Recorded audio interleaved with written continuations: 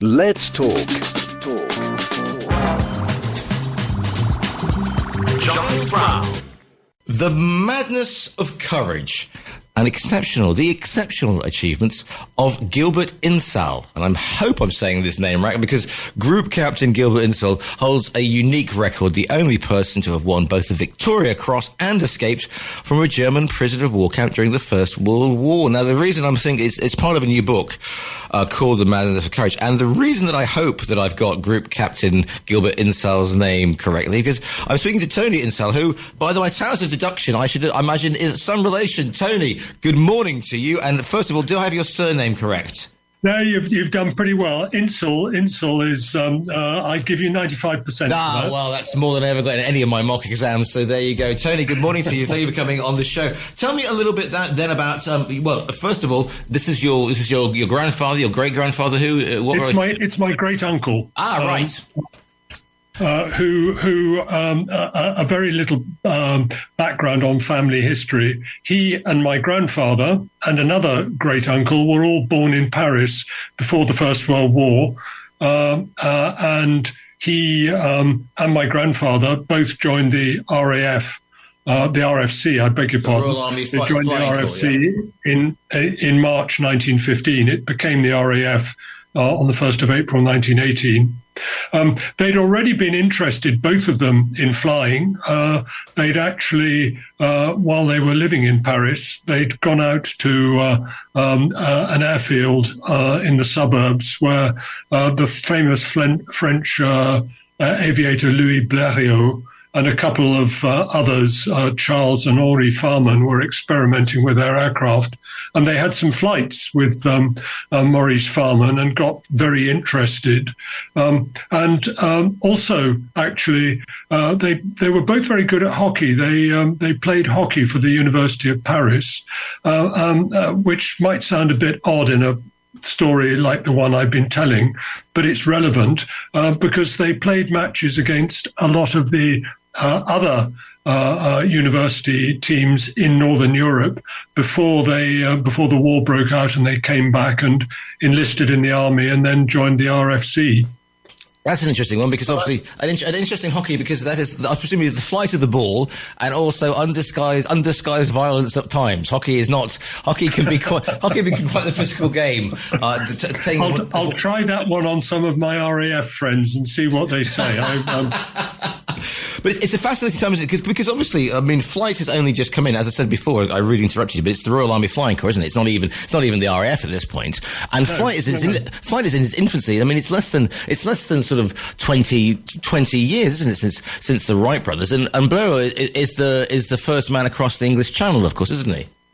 That's right. Yeah. Yes, he was. It was extraordinarily basic. I've actually got a picture of one of the early aircraft, a Farman, because both Farman and Blériot built their own aircrafts, both of which were used by the Royal Flying Corps in the first part of the war before we started building our own. I've got a photograph of one in the book which actually shows the aircraft being pushed out by quite a lot of people, but also being towed by a horse.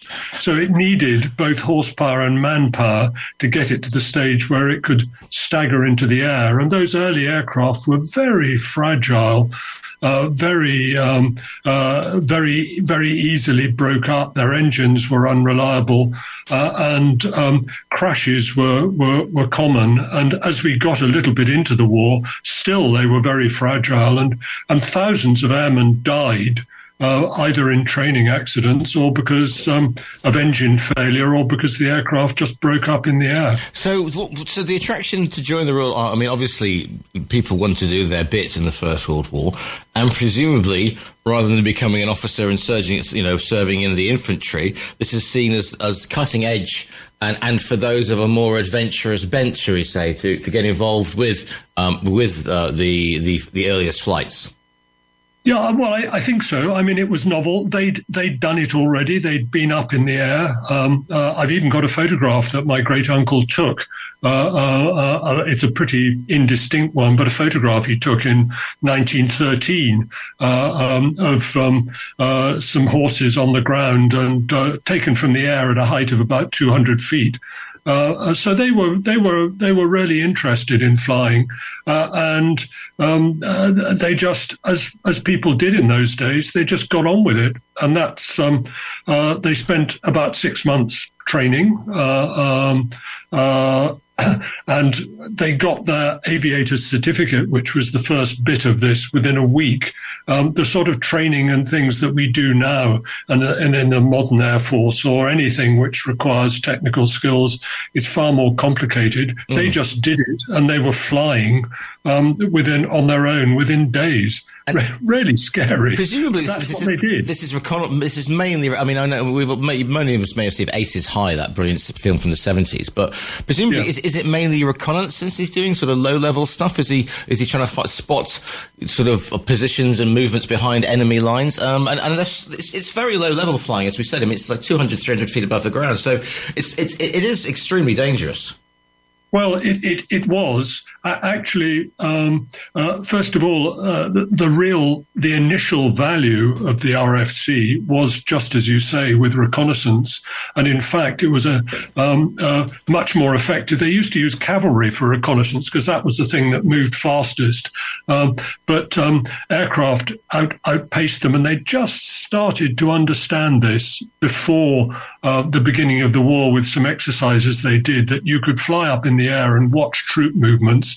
And there was a very famous occasion not long after the outbreak of war when the Germans had made some really very deep advances and were doing very well, when a couple of aircraft observed that large numbers of German troops were moving across from east to west, just north of their lines, and they were going to make a big counterattack, which was supposed to be unexpected, in a completely different area of the lines. And they reported that back to the general in command, Sir John French, and that made the difference between German success and defeat, and probably actually stopped the Germans reaching Paris. So that was pretty significant.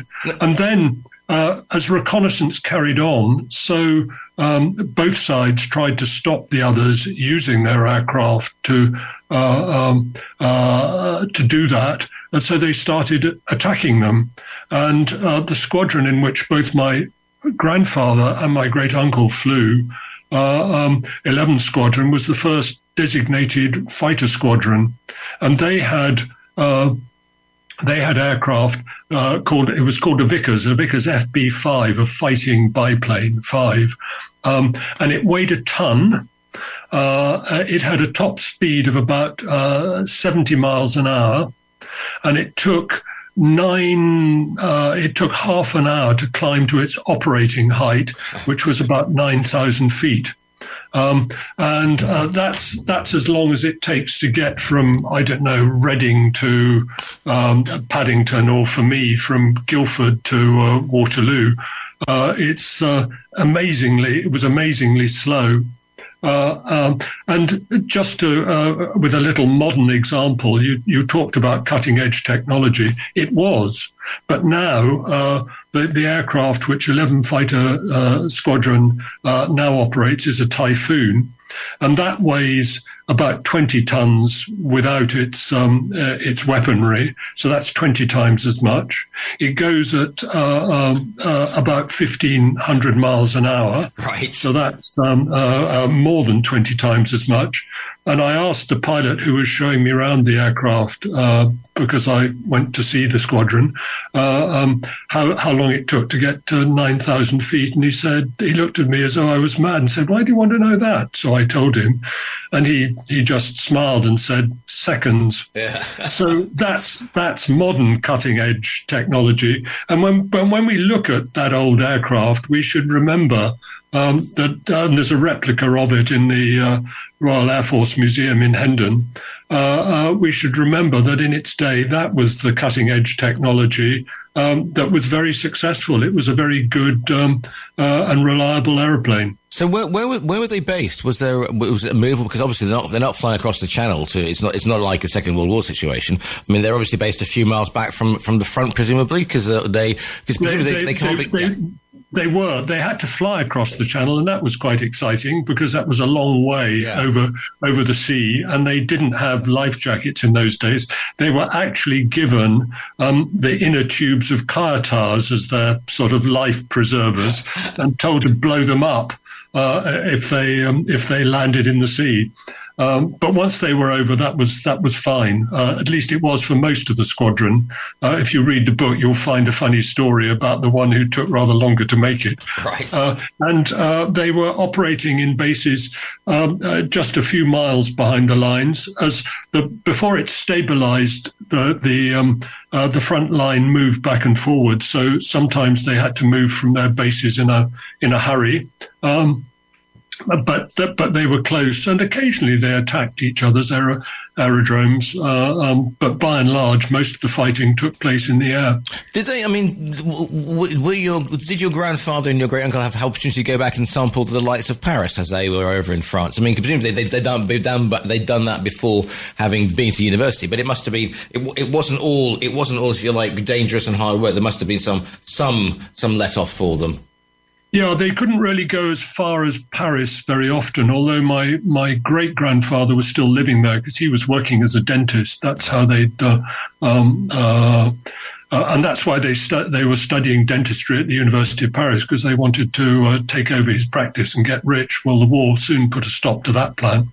But they made the most of the opportunities, but there weren't very many. They were often having to fly such regular sorties and patrols that they didn't have the time for that.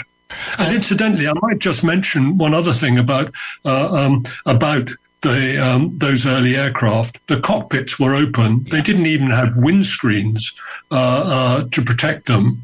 And the observer sat in the front with the gun, so the pilot was behind him. And the aircraft had the engine behind it, not at the front as we're used to with World War II aircraft. But up at 9,000 feet, it's very, very cold. Yeah. And they sometimes froze, literally. And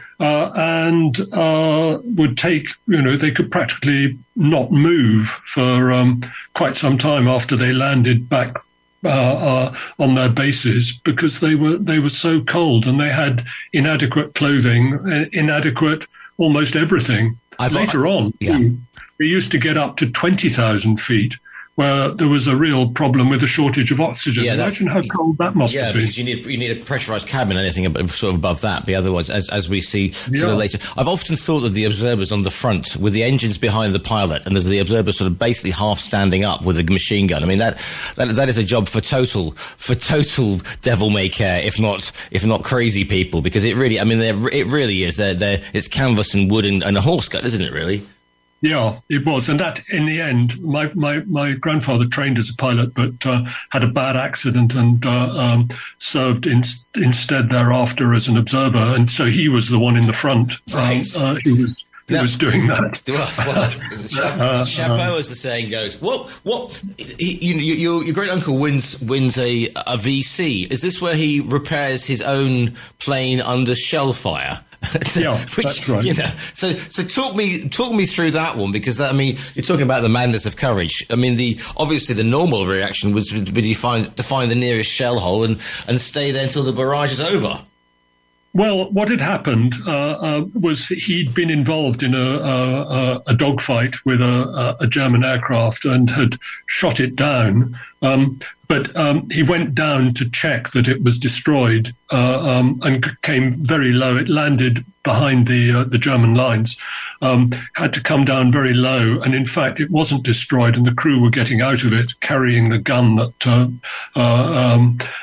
from it, and saw Gilbert coming down, so turned round and started to fire at them. So his observer, Gilbert's observer, shot at them to discourage that, and they then came even lower and dropped a bomb on the aircraft to destroy it successfully.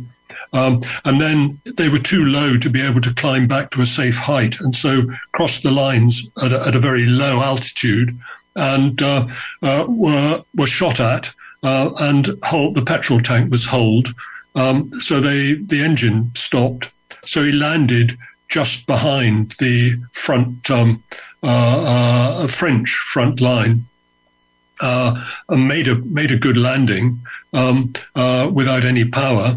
Got out of the aircraft, and the French took them down. You'll like this. Took them down into their dugout and gave them a large glass of red wine to restore them. This was first thing in the morning, so that's French panache and hospitality for you. And then after they'd sort of recovered their breath, because it had been very scary flying over the lines with everyone so low, with everyone shooting at them, he went out and examined the aircraft, saw what the problem was, called up the squadron, and which was possible, and asked them to send another petrol tank and some engineers. And while this was going on, there was a German spotter plane acting to give directions to German artillery that was shelling them. And they fired about 150 shells in the course of the next 18 hours or however long it was. And he ignored that. They decided it would be better to do the repairs at night. And he supervised putting up some screens around the aircraft, and then moved it so the Germans didn't know where it was.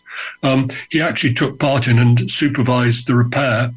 And then at dawn the next morning, he got the French troops to fill in the shell holes, and took off with a sandbag in the front seat because he didn't want to risk the life of the observer. So he took off on his own. The Germans shot at him but missed, and he got home. So he was exposing himself both in the dogfight and by going down so low, risking his life there and risking his life to oversee the repair of his aircraft as well.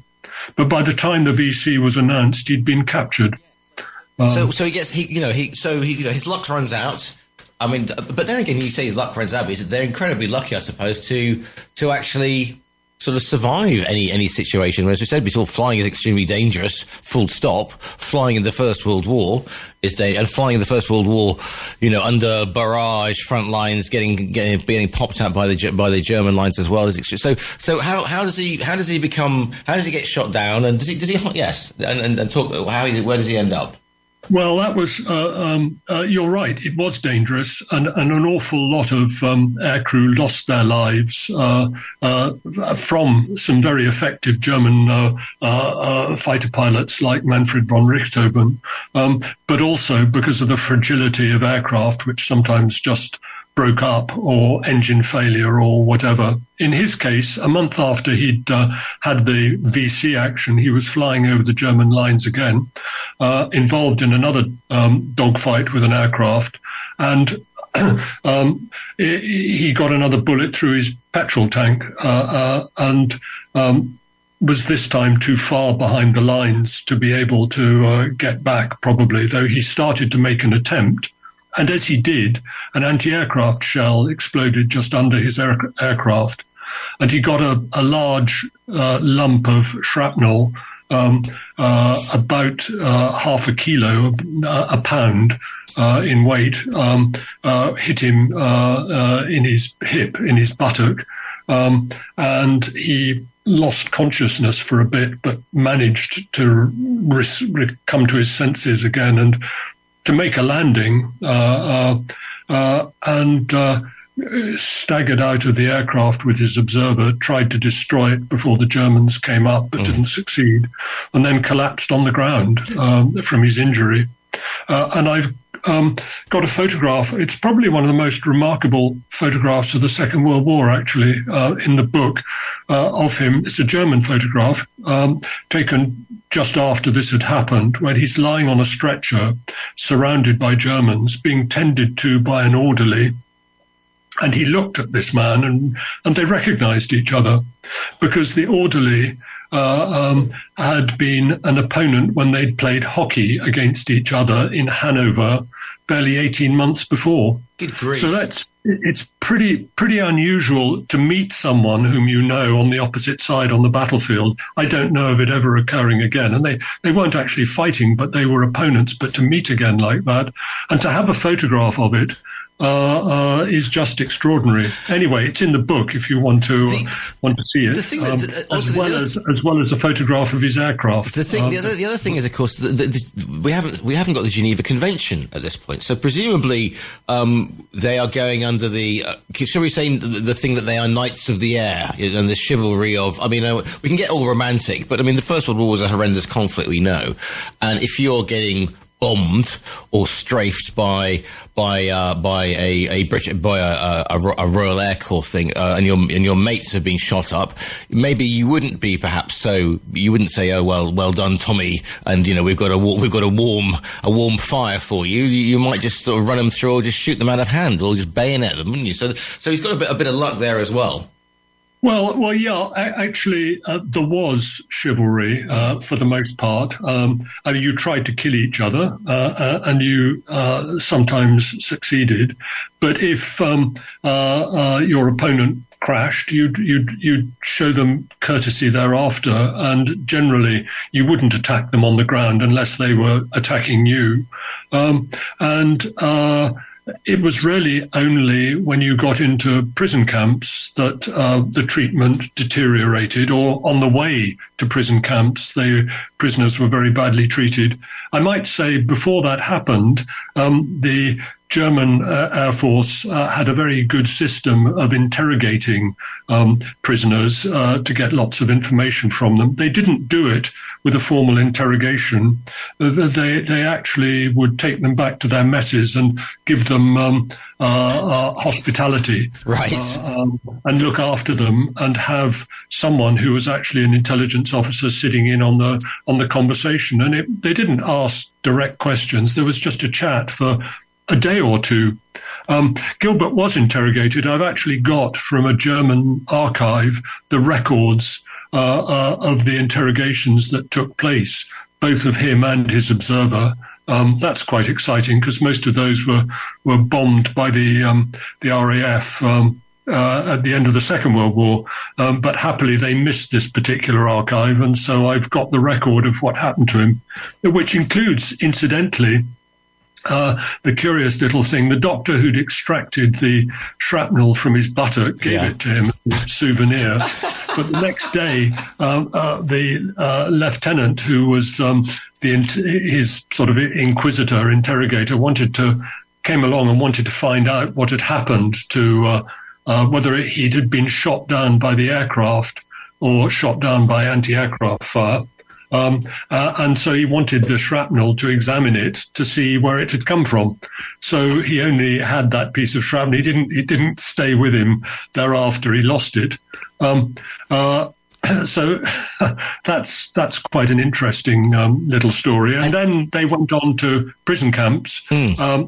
Life was much less friendly than the brief period they'd enjoyed in a German mess. And he manages to escape. And if you think about it, we all know about the Second World War and escaping from the various camps behind the lines in Germany. But there was a very different atmosphere to that, and there wasn't it wasn't operation to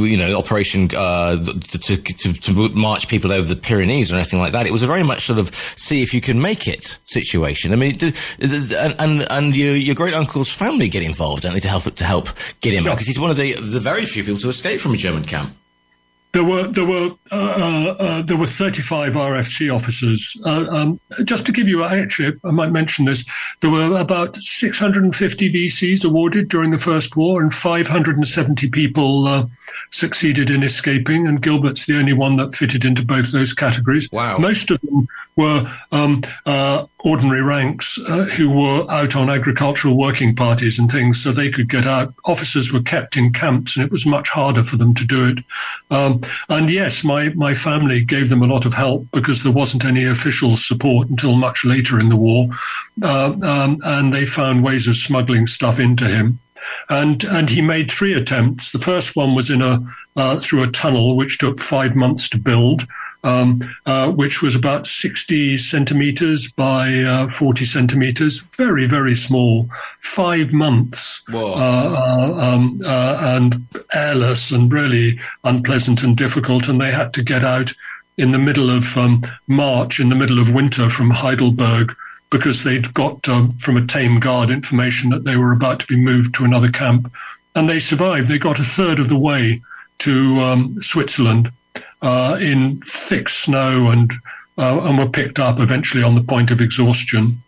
And the second attempt was when they were about to be moved to another camp, and he got the orderlies that were arranging packages to put into storage for the prisoners to leave a gap in the middle of it for him and somebody else to hide themselves while the carts containing the packages were driven out to the storage depot. And it was a very small space, and actually the other escapers had to kneel on Gilbert's head while they were going out. So that was pretty uncomfortable, and they couldn't find cover, so they were picked up quite quickly with that one. And the third one was from underneath. They dug under the floor of the bathhouse in Struan near Hanover, because they'd noticed that there was a little bit of a gap. They excavated it. There were about 40 of them in the shower room. There was a German sentry at the door. They dug a hole in the far corner, and the sentry didn't notice because there was so much movement going on. And 5 of them crawled into this hole in the middle of August, really hot, airless, and waited there throughout the day because their bath time was early in the morning until the middle of the following night, and then got out and walked for 9-10 days to get over to Holland. I'm going to run out of time, unfortunately, because I could talk to you about this and probably until this time next week. The book is called The Madness of Courage. I exhort you to go and order it via our own virtual bookstore. What do you hope that people will discover from the book, Tony? Well, first of all, just how extraordinary were the lives that a lot of people lived in those days, and how the stubbornness, the madness of courage, actually, it was extraordinary. That's what people did in those days. The book is called Madness of Courage. Tony, thank you so much for your time today.